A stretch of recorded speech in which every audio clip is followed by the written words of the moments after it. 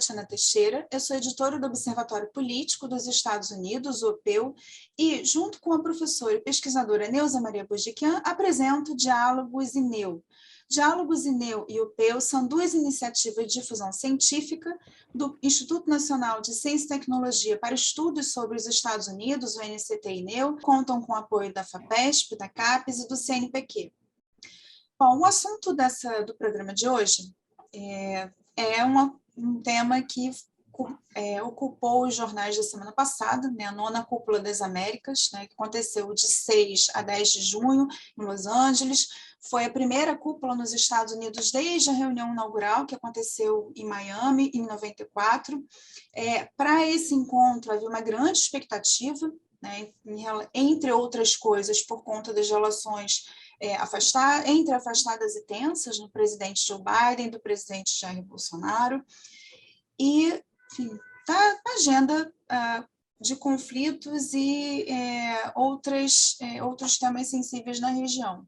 Para tratar desse assunto, nós vamos conversar hoje com o professor Marcos Cordeiro Pires, que é professor de Economia Política Internacional na Unesp, Marília, e junto com a Thaís Lacerda, que também participa da edição de hoje, ambos são coordenadores do Latino Observatory, que é um observatório de pesquisa dedicado à região da América Latina e que é uma parceria também com o OPEU e está incluído no âmbito do INCT-INEU. Olá, Tatiana.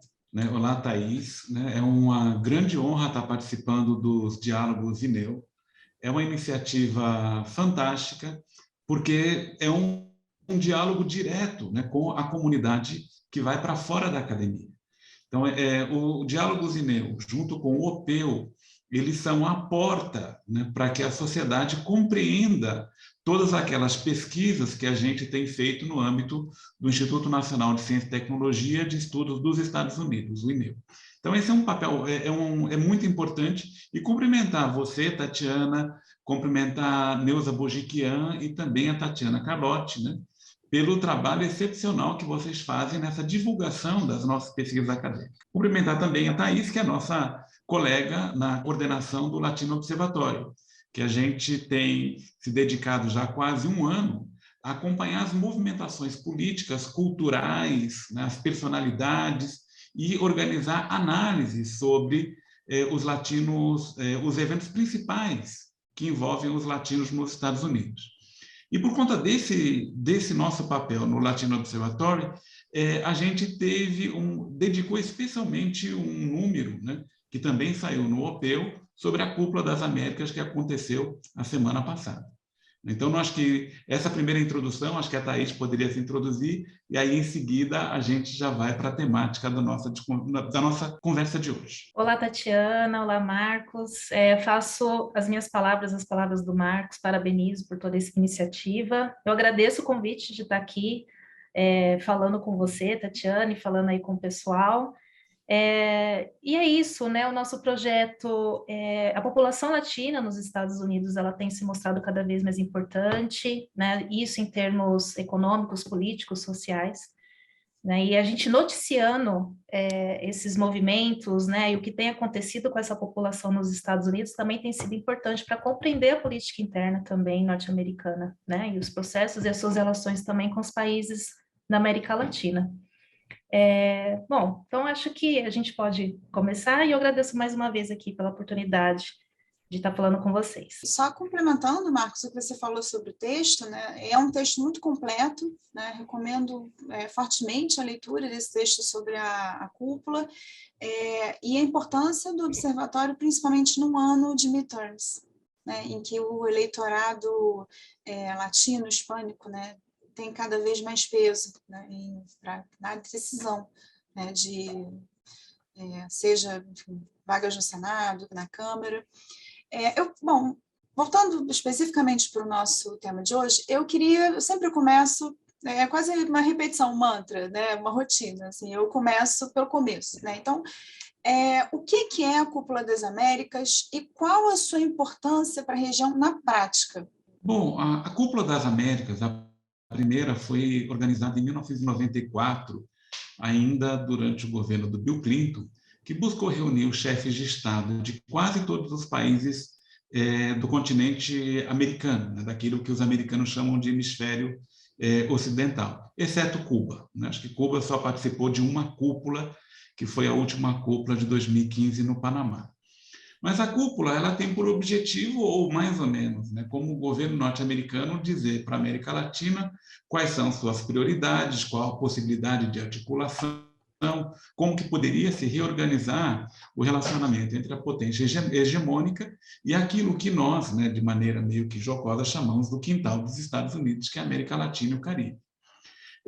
Ela teria um papel muito importante, né, que é aquela discussão de falar frente a frente os chefes de Estado de todos os países da região e discutir prioridades, né, discutir, por exemplo, a perspectiva de desenvolvimento, a própria integração, como outrora foi colocada a questão da área de livre comércio das Américas, a ALCA, discutir políticas, né, ou como mitigar a questão da imigração ilegal, temas relacionados a crimes transfronteiriços, né, principalmente o tráfico de drogas, o tráfico de armas e o tráfico de pessoas, né? E, no fundamental, né, a potência hegemônica dizer para a região o seguinte: olha, nós temos determinadas prioridades, né, acreditamos que muitos dos problemas podem ser resolvidos por parceria, temos que engajar, né, não apenas os estados, mas a sociedade civil também na resolução desses problemas. Então, em tese, Tatiana, a Cúpula das Américas ela seria um espaço extremamente privilegiado, né, para se repensar ou se reorganizar a estratégia dos Estados Unidos enquanto potência hegemônica frente aos interesses e ansiedades dos governos e dos povos da América Latina.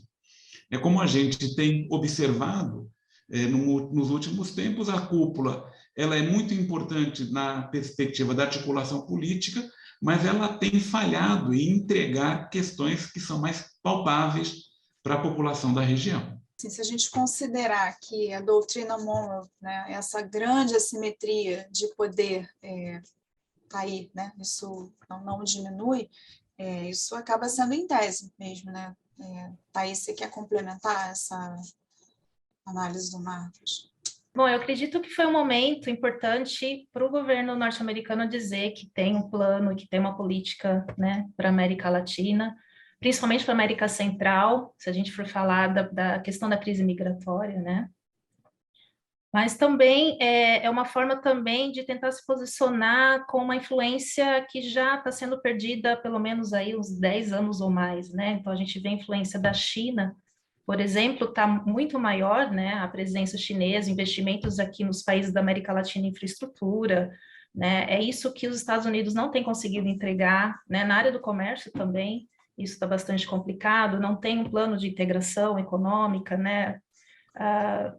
Então, esse é um momento que é importante para o presidente Joe Biden, porque na sua política interna, né, internamente, e com a chegada aí próxima dos midterms, né, seria uma forma importante do Biden tentar também colocar essas questões, né, que é importante essa política interna norte-americana, e que tem sido um empecilho muito grande, né, ele está bastante paralisado, a gente está percebendo isso conforme a gente vai fazendo as pesquisas nossas, principalmente dessa comunidade latino-americana nos Estados Unidos, né, porque por conta dessa possível perda, né, dos democratas, né, nas duas casas legislativas, da sua maioria, né, então, tem então essa perda dessa influência, né, que a gente observa, isso já faz anos, mas ao mesmo tempo a gente não observa nada novo, né, não tem nada assim que a gente possa observar de concreto para que os Estados Unidos se restabeleçam, né, ou que essa relação assimétrica, né, de anos mude de fato. Complementar uma questão, Tatiana, né? Eu acho que em cima disso, a cúpula ela busca dar uma resposta também para questões internas, né? E na mesma forma que ela busca dar uma resposta, por exemplo, para temas que afligem não apenas os latino-americanos, lembrando que existem mais ou menos 11 milhões de migrantes latino-americanos indocumentados que esperam uma política pública dos Estados Unidos, há uma pressão, né, nas fronteiras, né, de uma enorme massa de latino-americanos que tentam adentrar no território, algumas vezes de forma legal, mas muitas vezes de forma ilegal. A própria resistência das pessoas que vivem, né, na fronteira com relação a esse afluxo de gente. E uma questão fundamental, né, que também seria uma resposta, né, nesse aspecto até a vice-presidente Kamala Harris, ela foi designada como representante para resolver o problema do Triângulo Norte da América Central, ou seja, compreender os problemas relacionados com a migração em Honduras, Guatemala e El Salvador, e buscar dar uma resposta. Então, a organização da cúpula, né, ela se volta para todo o continente, mas pela própria declaração final, a gente vê que se concentra nesse tema da imigração ou uma resposta da imigração. E aí vem os condicionantes internos, né, que barram a adoção de qualquer política que seja um pouco mais efetiva. Porque no mesmo instante que tem dentro do Partido Democrata uma parcela importante, né, da população de origem mexicana, de origem centro-americana, que quer uma política maior relacionada à intervenção do Estado, uma política para resolver o problema dos imigrantes. Do outro lado, dentro dessa própria comunidade, né, isso se expressa, por exemplo, em alguns parlamentares, como Ted Cruz, senador do Texas, Marco Rubio, da Flórida, o Bob Menendez, um democrata do New Jersey, que busca refrear qualquer tipo de distensão ou qualquer tipo de política que seja mais efetiva para resolver os problemas. Então, por exemplo, uma questão interessante, como resolver o problema das pessoas indocumentadas? Isso passaria por uma maioria no Senado, que o governo Biden definitivamente não tem para fazer essa questão, passaria por decisões da Suprema Corte, que os democratas não têm a maioria nessa questão, e passa, inclusive, por questões domésticas, mesquinhas, né, regionais, relacionadas, por exemplo, à própria composição da maioria da comunidade latina nesses campos. A própria então, exemplo, divisão política dentro dessa comunidade. Né? Dentro dessa comunidade. Né? Então, se nós pensarmos, né, teve uma disputa, se não me engano, no distrito 28 do Texas, né, que colocou, né, uma deputada bastante progressista, que por um pouquinho ela não ganhou, contra um deputado democrata que defende as mesmas pautas do Partido Republicano. Então, por exemplo, essa disputa no Distrito 38, né, pela indicação do Partido Democrata, ela evidencia bastante essas divisões e aquilo que leva à própria paralisia do governo Biden. Então, em tese, né, só para pensar esse primeiro bloco, a Cúpula das Américas seria uma resposta não apenas para os países ou a comunidade dos países latino-americanos, mas fundamentalmente uma resposta interna para as ansiedades dessa população. Então, se você trazer aqui, discutir, colocar, fazer um detalhado caminho com relação à migração, é uma resposta mais interna do que justamente uma resposta, né, para os países latino-americanos, né? Tratando dentro dessa lógica, né, dos dilemas enfrentados pelo Biden, pelos democratas, mas também pela sociedade norte-americana, que é fracionada em diversos aspectos. Nesse sentido, a declaração, então, é uma mera declaração de intenções. Né? Você vê alguma possibilidade de avanço, vocês, né, Marcos e Thaís, em relação a esse tema especificamente, né, já que a gente entrou nele? Bom, essa declaração de Los Angeles, né, sobre a migração e a proteção, mais uma vez reforça, né, como esse tema é importante e está sendo aí também um calcanhar de Aquiles aí do Biden, né? Mas lendo o documento, né, e também fazendo uma análise aí de mais histórico, digamos assim, a gente não vê nada muito,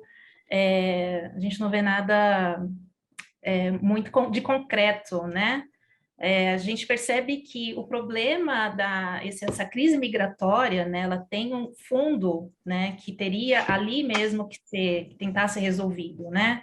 Então, a gente tem os problemas aí da economia, socioeconômico, a gente acabou, né, tem a pandemia, a questão da pandemia também nesses países, tem a questão também da migração em relação a questões ambientais também, né, e aí eu estou falando dos refugiados do clima, né, Bom, são várias questões que teriam que ser resolvidas mais na raiz, né? E a gente não vê nenhuma intenção nesse sentido do governo aí norte-americano nesse sentido, né? De se promover talvez aí um investimento também em infraestrutura, de se desenvolver essas economias, né? O desenvolvimento das economias que estão com esse problema, né? Desse grande fluxo de migração aí também nesses países aí do Triângulo Norte principalmente, tá? Então, se a gente for observar, não tem nada de concreto, eu não acredito que vá mudar muita coisa, né? A não ser algumas, mais essa declaração conjunta, aliás, eu acho que ele está chamando a responsabilidade também com os outros países, mesmo porque, como o Marcos disse, né, ele não tem muito, o presidente Biden não tem muito o que fazer, né, nesse momento. Eu gostaria de completar, Tatiana, com uma questão muito importante, né? Aquilo que a Thaís falou, que são causas estruturais. Então, se nós observarmos, né, o grande problema, a questão da imigração, né, o grande problema do deslocamento humano, né, que tem diversas causas, né? Por exemplo, as maras que atormentam El Salvador e Honduras, elas foram criadas na periferia de Los Angeles, né, por esses próprios imigrantes, né, e são um problema sério. Furacões, a questão da mudança climática. Veja que a mudança climática é um tema central, né? Foi um tema central na campanha do Biden, um tema central no projeto Build Back Better, né? Porém, né, não tem os meios. Né? É só lembrar, por exemplo, que essa questão da mudança climática ou de uma reconversão energética, ela foi barrada por 2 senadores democratas. O Joe Manchin, que é do West Virginia, né? E a Ilema Kirsten, né? Que é do Arizona. Né? Então, repara, né, que a proposta central foi barrada por 2 senadores democratas. Tem uma questão importante, né, que é muito difícil também para os americanos entregarem algo que seja substancial e que implique desenvolvimento dos países ao sul.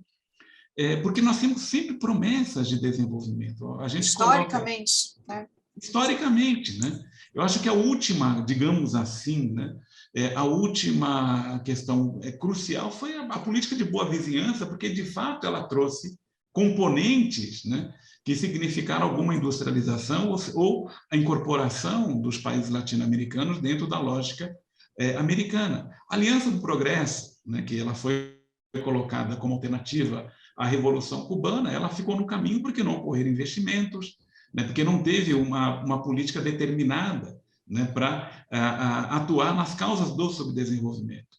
A ALCA ficou no caminho porque apresentava uma pauta de abertura de livre comércio que favorecia fundamentalmente os interesses industriais dos Estados Unidos. A questão, por exemplo, da agricultura, que é central para países exportadores de alimentos como os da América Latina, ela não foi atacada porque, né, até alguém que faz parte do nosso grupo, a Laís Tomás, que discutiu o peso do lobby rural, né, dentro do Congresso norte-americano, e também paralisa. Nós ouvimos falar, desde 2019, o projeto Américas Cresce, né, que seria, de novo, né, de organizar, a partir do Banco de Financiamento e Desenvolvimento, que é o DFC, né, dinheiro para fazer investimento produtivo. Só que se a gente entrar no site do DFC e olhar desde 2019 onde estão sendo feitos os investimentos, não tem nenhuma grande barragem, nenhum aeroporto, nenhuma ferrovia, né, nenhuma nada. Né? Então, você tem ali o maior tomador de dinheiro do DFC foi o Banco Itaú Unibanco, que pegou 400 milhões de dólares para financiar pequenas e médias empresas. Aí depois vem a questão do Build Back Better World, né, o B3W, né, que também propõe, de novo, vamos investir, e aí o Jake Sullivan, né, o Conselheiro de Segurança Nacional, Taleb Singh, eles vão divulgar isso, né, e também não tem nada de concreto. E agora aparece de novo, em termos genéricos também, uma parceria, né, para a prosperidade apresentada pelos Estados Unidos, também sem nenhuma questão prática.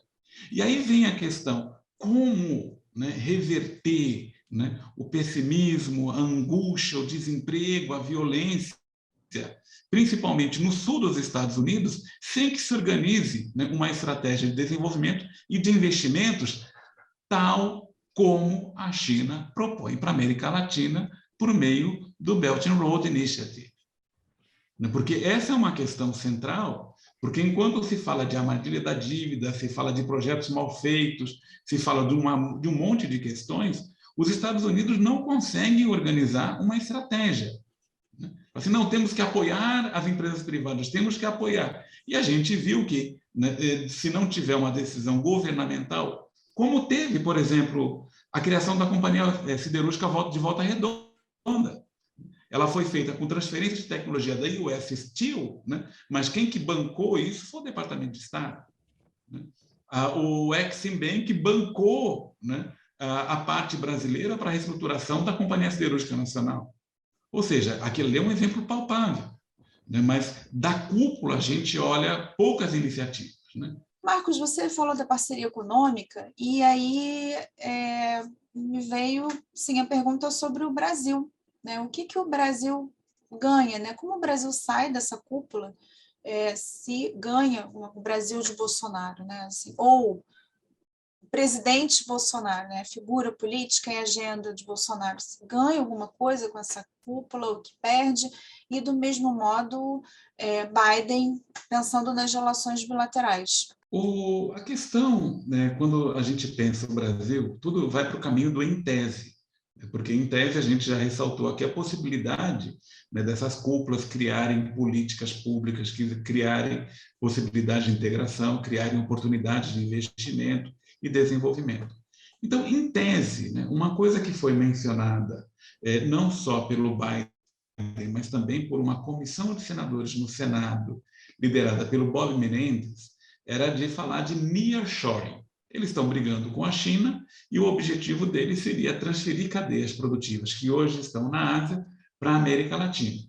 Então, eles têm dois discursos. O reshoring, trazer de volta para os Estados Unidos, e, se não for possível para o reshoring, por questões de custos, colocar no nearshoring na América Latina.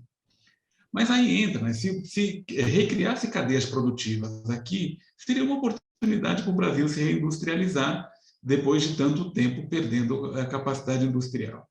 Porém, tem um detalhe importante, né?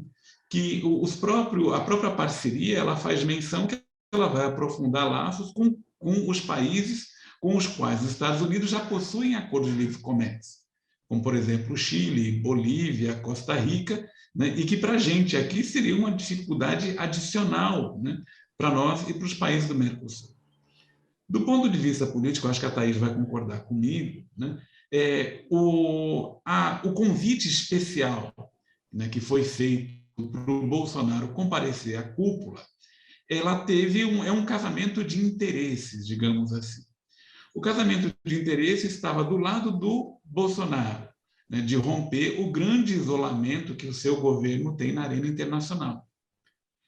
Principalmente naquelas temáticas que são caríssimas para os democratas, como a questão dos direitos humanos, a questão do meio ambiente, a questão da igualdade, né? Principalmente de gênero, a igualdade racial. Então, são temas importantes. Ou seja, se aproximar dos Estados Unidos, sair com a foto com o presidente americano, seria um ponto positivo para colocar na campanha eleitoral.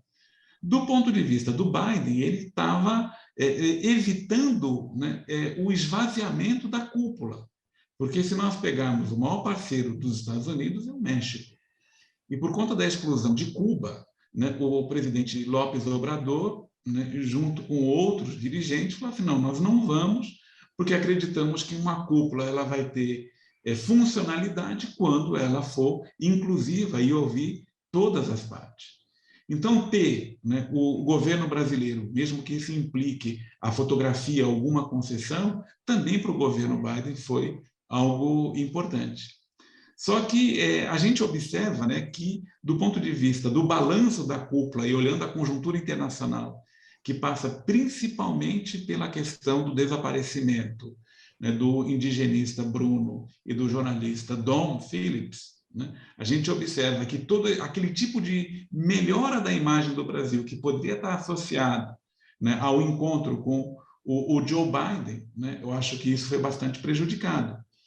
E um outro ponto, ainda sobre o Brasil, aí a Thaís complementa, né, que é a própria questão, né, do que a Bloomberg divulgou. Né? Porque eu fico imaginando assim, um encontro fechado com 4 pessoas, não, com 6 pessoas, 2 presidentes, 2 chanceleres e 2 tradutores. E aí vaza para a Bloomberg, né, que o presidente de um país pede para o governo de outro país intervir em assuntos internos para beneficiar contra um terceiro. Tal como a gente viu aquilo que a Bloomberg, que a imprensa brasileira deu bastante repercussão, né? Quando o Bolsonaro pede ajuda para o Joe Biden, né, para impedir o avanço do Lula nas eleições. Então, o balanço, né, no final, o balanço bastante negativo. Né? E apesar do histórico, né, que a gente tem na região sobre esse tipo de interferência, vou colocar isso de uma maneira bem suave, né, em relação à realidade, o discurso recente das autoridades americanas é de que, até pelo, enfim, o que os Estados Unidos enfrentaram em casa, né, com o ex-presidente Donald Trump e seus partidários, é de que as eleições devem seguir de forma legítima, não há nenhum problema no cenário em relação, né, às eleições brasileiras.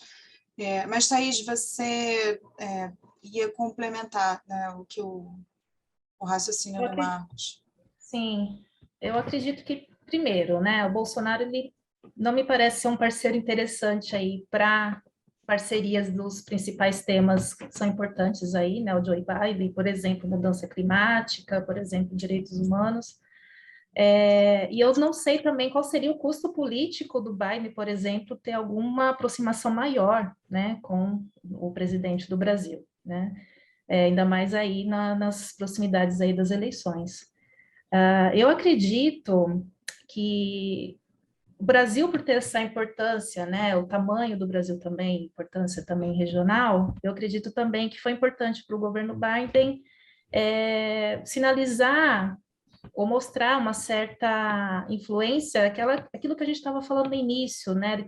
Os Estados Unidos têm perdido muito essa influência aqui no continente, e o Brasil seria, né, um dos países importantes aqui da região para que não se afaste, né, para que não se perca essa relação por conta, né, dessa conjuntura internacional, né, que a gente vê então a questão da China, da Rússia, por exemplo. Então, acredito que o governo americano não quer afastar mais ainda, não quer se afastar ainda mais dos assuntos, né, aqui da nossa região, aqui da América Latina. Mas eu acredito que não sei se essa questão da ruptura democrática seria, né, uma provável ruptura democrática aqui, no que acontecer aí nas próximas eleições aqui no Brasil. Eu não sei se haveria alguma chance, por exemplo, de uma sanção econômica, como os Estados Unidos têm feito alguns outros países, né? Eu não sei se isso seria interessante, talvez eu colocando aqui a pergunta, né, já que a gente está falando aí questões de eleições, né?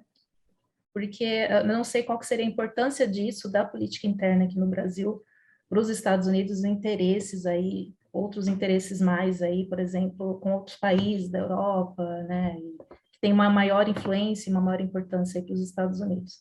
Então, uma pergunta que eu colocaria, né, não sei se haveria aí alguma chance, né, tem se falado muito sobre isso, né, no caso de uma ruptura democrática aqui, não sei qual que seria a chance de os Estados Unidos, de alguma forma, intervir nisso. Se a gente olhar para o passado, a gente pode pensar que pode haver algum tipo de acomodação por conveniência. Isso não é nada absurdo. Nesse aspecto, né, chamando a atenção, né, colocando a brasa na nossa sardinha, tem um ponto muito importante que a gente ressaltou no nosso texto, que foi justamente uma pergunta que jornalista da Televisa fez para o Antony Blinken. Uhum. Porque um dos argumentos do Antony Blinken, né, para não chamar, né, nem Cuba, Nicarágua e Venezuela era a questão dos direitos humanos. E o pessoal da Televisa Univision pergunta assim, mas e aí? Mas como que fica o relacionamento de vocês com a Arábia Saudita? Né? Ou mesmo com a China, que na percepção deles que é uma ditadura. Ele coloca, mas olha, não é bem assim, né? A gente tem os nossos valores, mas os interesses norte-americanos, eles também são bastante complexos. né? De tal forma que a gente tem que fazer um mix do que isso significa para o próprio entendimento. Talvez seria até uma questão, né? Uma outra pergunta, por exemplo, que emendando a feita pela Thaís, né? Se por acaso, né, um governo do presidente Lula significasse uma aproximação muito forte com os países dos BRICS, né, onde tem o R, né, e o C, que constam, né, no documento de segurança nacional como os principais rivais dos Estados Unidos. Então, falar assim, bom, tudo bem, né, a gente poderia, se o governo Lula ele vai se aproximar com os nossos inimigos, a gente poderia colocar, em tese, né, colocar a mão no nariz e assumir, por exemplo, esse tipo de governo aqui, porque no longo prazo, como falava a Gianni Kikpar, Double standards. Uhum. Né? Que você fala assim, não, tudo bem, a gente está só no começo, porque é mais fácil um país autoritário virar democrata do que um país totalitário virar democrata.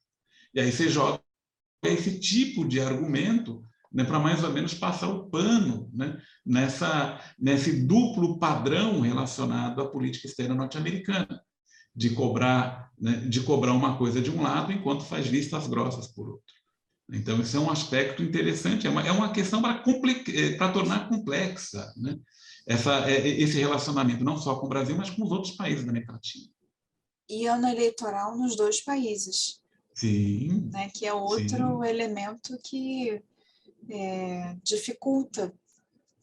Sim, de fato. Então, você pegar, por exemplo, um distrito como Miami-Dade, né, que é um distrito democrata, ou que era um distrito democrata, né, de um democrata padrão Bob Menendez, né, não é um democrata padrão Bernie Sanders, né, que já é bastante conservador. Aí, quando introduz, né, a lógica da geopolítica e a lógica de Guerra Fria, ficaria muito difícil, por exemplo, para justificar, assim, mas por que você está apoiando o Lula? O que você tem, por que você vai ganhar apoiar um outro comunista? Tal como dizem, né, os republicanos, né? Isso aí poderia ser cobrado, por exemplo, uma eleição em que ela é definida por, né, uma centena, ou alguns milhares de votos, né? Então, é algo preocupante. É uma sociedade muito fragmentada. E qualquer sinalização que dá para um lado ou para o outro, né, seria muito difícil, né, de achar esse bom termo, né, ou até algum ganho significativo. Fazendo propaganda de novo, Tatiana, se desculpe, né? A gente fez um artigo no Latino Observatory chamando a atenção, né, inclusive de analistas americanos colocando essa questão da polarização muito grande, aventando, inclusive, uma palavra feia chamada Civil War, né? Ou seja, né, a possibilidade de uma guerra civil diante de realidades completamente distintas, né? Então, você tem dois países ali dentro de um mesmo território e que disputam os mesmos espaços políticos e colocam a contradição. Eu fico imaginando, né, do ponto de vista político, se a discussão do aborto é revertida na Suprema Corte. Como que essa sociedade que já é fracionada será fracionada ainda mais, né? Como a questão relacionada à questão do bloqueio de Cuba, né? Você é insensato você pensar um paísinho pequeno que vai ameaçar um país grande como os Estados Unidos, né? Mas aquela mentalidade de Guerra Fria, aquele ódio, aquele ressentimento, né, acaba impedindo o próprio avanço, né, de uma política mais assertiva com relação a Cuba. Que se mexer em algum pauzinho, né, perde ponto ali, perde o voto do Menendez acolá. Você tem uma articulação maior do Ted Cruz e do Marco Rubio fechando outra porta ali, né? É uma questão do orçamento que é bloqueada, porque enquanto você não tirar esse ponto daqui, eu não vou votar isso. Então, por gentileza, retire aquele ponto ali. Quer dizer, é um sistema político bloqueado, né? Eu acho que como nunca, né? Se a gente fala de crise da democracia no Ocidente, os Estados Unidos eles vivenciam, né, uma situação bastante complicada. Exatamente. Se vocês tiverem também alguma contribuição de leitura, de site sobre o tema, além, né, super recomendado o site de vocês, né? Sempre recomendarei. É um site sobre o site, né? Um site que eu acompanho, mas não só ele, mas é um site bastante interessante, porque ele é organizado por porto-riquenhos, né? Que acompanham de perto muitas questões importantes, eles têm um direcionamento mais, vamos dizer assim, à esquerda, né? É um site que traz também bastante questões de cunho mais... que são mais relacionados às comunidades, a essas questões que a gente está falando aqui e que afligem essas comunidades latinas nos Estados Unidos, né? Então, questão de imigração. Não sei se você lembra de mais algum, Marcos. Não, o que é interessante também falar é que nosso observatório é plural, né? A gente trata tanto o Ted Cruz como o Alexandre Ocasio-Cortez, né? A gente trata tanto da questão do... o último, do Guillermo del Toro, né? O cineasta norte-americano, mexicano norte-americano, né? Como também a gente vai tratar agora do Enrique Tarrio, né? Que é do grupo Proud Boys, né?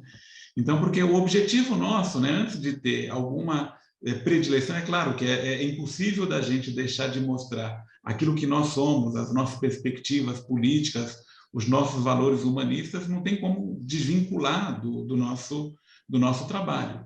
Mas a gente tenta buscar também, olha assim, olha, você tem fonte, lê do Breitbart, né? Então você tem aquela fonte do Breitbart. Aí você vai pegar do Caucus Hispânico, você vai pegar do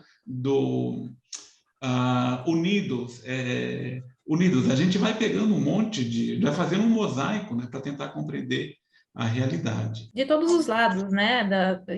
Isso falando em política, né? Porque a gente também pega os aspectos culturais, né, econômicos, algumas essas curiosidades também acerca de latinos aí no ramo da música, do cinema, né? Então a gente é bastante abrangente e a gente faz novas descobertas sempre, né? A gente cada vez mais que a gente vai se adentrando aí nesse projeto, né, Marcos, a gente vai descobrindo muita coisa interessante.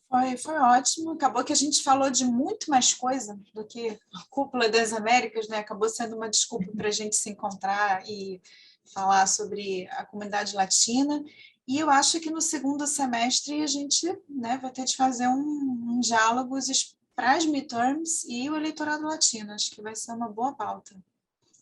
Não, é excelente, Tatiana. Agradeço vocês deixa mais uma vez. E só agradecer, né, a oportunidade para a gente aqui, né, e lembrar que, de fato, nós vamos organizar um seminário, né, no final de outubro, discutindo as midterms. É claro que, da nossa parte aqui, a gente vai focalizar mais naqueles distritos que são competitivos e que envolvem os latinos, né, onde que é uma disputa muito acirrada, né? Mas eu acho que a gente vai voltar aqui sim, porque a gente tem muita coisa para dizer. E agradecer muito, né? Agradecer muito o seu convite, de novo, mandar um abraço, né, para a Neuza, para a Tatiana Carlotti, outro abraço para você, né, que é um projeto muito importante. Né? Eu acho que isso aí abre as portas, né, daquilo que a gente faz na academia e coloca para a comunidade. Eu acho que essa ponte é fundamental. Se todo projeto de pesquisa tivesse um OPEU, né, e um diálogo zineu para compartilhar todo esse conhecimento, esse monte de informações que a gente vai juntando aí. Agradeço também, é um prazer te conhecer, assim, né, te vendo agora, Tatiana, e eu agradeço e parabenizo também pelo trabalho, eu venho acompanhando, né, e só tenho mesmo que parabenizar e também agradecer aqui nessa oportunidade de estar aqui no Diálogos com vocês. Então, até breve. Marcos, Thaís, e para você que acompanhou a gente até aqui, se você gostou desse episódio, compartilhe com seus amigos, e até a próxima. Um abraço.